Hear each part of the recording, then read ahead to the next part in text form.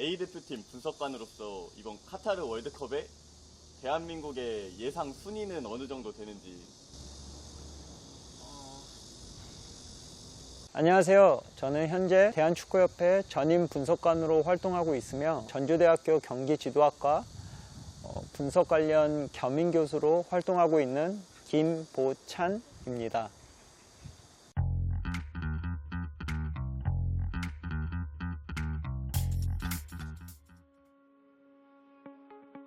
자, 전력 분석관은 우리 경기가 끝나게 되면 우리가 훈련했던 것 중에 어떤 게 잘 됐고 어떤 게 부족했는지에 대한 미팅을 준비하고요. 동시에 그 다음 상대에 대한 어떤 거를 공략할지를 영상 작업을 해서 영상 미팅을 하게 됩니다. 그걸로 끝나는 게 아니라 팀에서 훈련을 할 때 그 팀의 훈련이 얼마나 잘 이루어지고 있는지 또한 분석을 하게 됩니다. 그래서 만약에 그 프로세스 안에서 필요한 그 피드백이 있으면 그 피드백 자료를 만들어서 팀 미팅을 다시 진행하고, 때로는 그 우리 팀이 너무 지쳐 있거나 집중이 안 된다 그러면 모티베이션 영상 같은 거를 통해서 만들어서 진행을 하게 됩니다.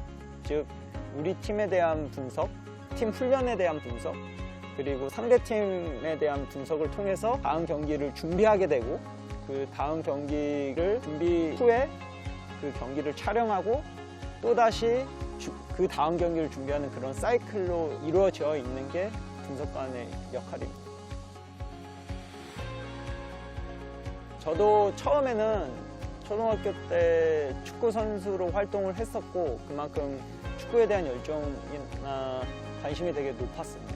중학교, 고등학교 때는 공부를 했는데 그때조차도 축구는 너무 좋았던 것 같아요. 비록 축구 선수로서의 꿈은 접었지만 대학교 들어오면서 저도 진로를 고민하는 과정에서 갑자기 이런 생각이 드는 거예요. 내가 어떤 한 직업을 가지게 됐을 때 내가 관심 없는 거를 하게 된다면 그 인생이 얼마나 길고 지루할까에 대한 걱정이 되는 거예요. 그렇다면 내가 가장 좋아하는 게 뭐지? 라고 딱 생각했을 때 이게 축구였던 것 같아요.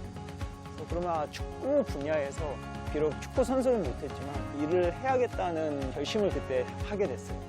단순하게 뭐 밥벌이로 느끼는 게 아니라 내가 이걸 통해서 어떤 보람도 느끼고 성취도 느끼고 즐기면서 정말 좋아서 할 수 있는 거를 해야겠다는 생각을 가지고 고민하다가 그 안에서 분석이라는 게 저한테 가장 맞는 것 같더라고요.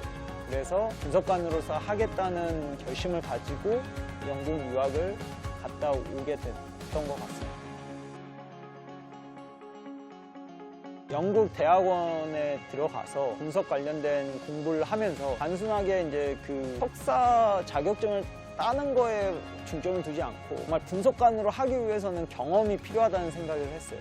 그래서 축구 클럽이랑 협회에 계속 문의도 하고 노크를 하면서 경험을 쌓기 위해서 굉장히 많이 노력을 했어요. 아주 운 좋게 웨일스 축구협회에서 기회를 줬고, 그리고 스완지 시티에서도 유소년 팀에서 기회를 줘서 소중한 경험을 쌓았던 것 같아요. 그러던 중에 대한축구협회에서 분석관 공고가 났어요. 분석관 공고가 나서 거기에 지원을 했는데 서류 통과가 됐어요. 근데 서류 통과할 수 있었던 가장 중요했던 이유 중에 하나는 영국에서 거기에서 쌓은 경험이 정말 중요하지 않았나 하는 생각이 들거든요. 그거 통해서 이제 1차 서류, 2차 실기 합격을 해서 2016년부터 전임 분석관으로서 활동을 하게 되었습니다. 이제 대회를 가게 되면 되게 뭐 이틀이나 3일에 한 번씩 경기를 할 때가 있어요. 우리 팀 경기 분석도 해야 되고 거기다가 다음 상대팀 분석까지 해야 되기 때문에 잠을 거의 못 자거든요.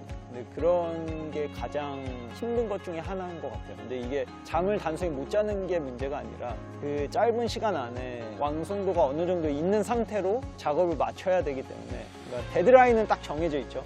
그러니까 경기가 끝나고 나면 그 다음날 24시간도 안 되는 시간 안에 우리 팀에 대한 분석을 다 맞춰서 감독한테 컨펌 받고 팀 미팅을 진행을 해야 되는 그런 고충이 있는 것 같고, 그리고 나서 그 다음날은 또 상대팀 분석에 대한 걸 맞춰야 돼요. 데드라인 안에 좋은 퀄리티의 분석 자료를 만들어야 되는 게 가장 힘든 것 중에 하나인 것 같아요. 그렇지만 내가 분석을 한 게 팀 내에서 도움이 되어서 우리 팀의 피드백을 감독님이랑 같이 만들었던 그 자료가 그 다음 경기에서 선수들이 성장해 있는 거를 많이 보게 되거든요. 그럴 때 굉장히 많은 뿌듯함을 느끼죠.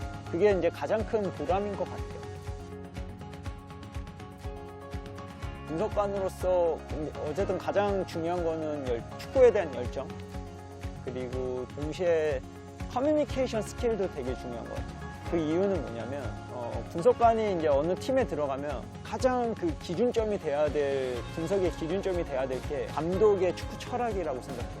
감독이 원하는 축구 색깔과 원하는 축구 전술을 잘 이해를 해야만 우리 팀에 대한 피드백을 그 방향성에 맞춰서 줄 수 있거든요.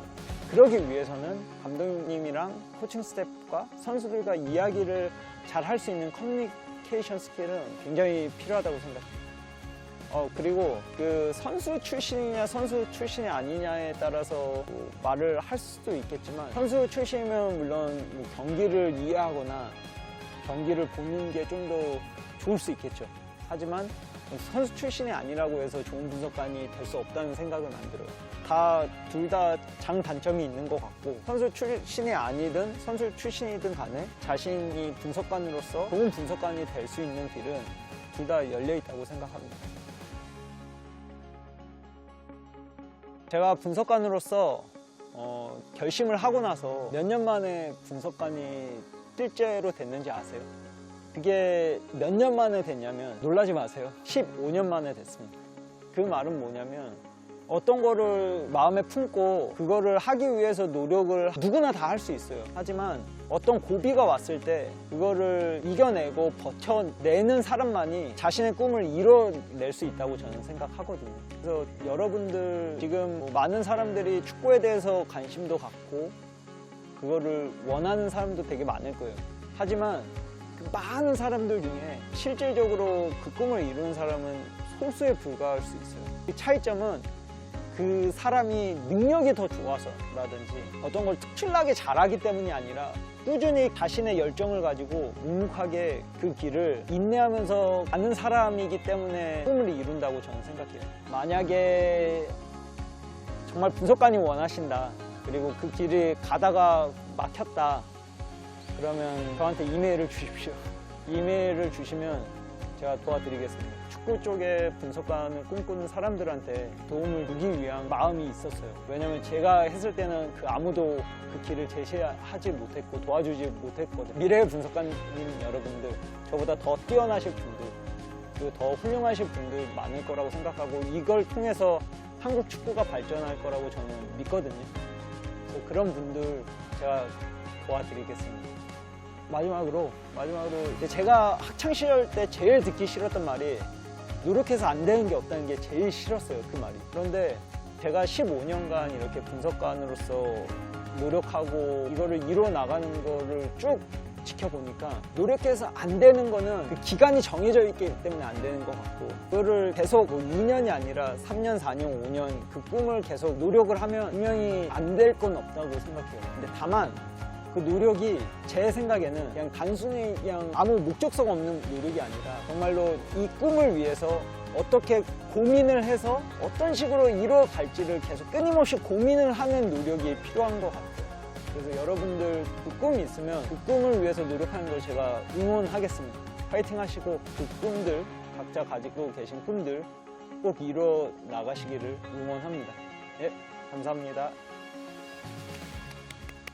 이런 질문 해나 드릴지 모르겠는데, A 대표팀 분석관으로서 이번 카타르 월드컵에 대한민국의 예상 순위는 어느 정도 되는지. 이건 너무 자극적이다. 왜냐면 이 말이 내가 그냥 내 개인의 말이 아닐 것 같아.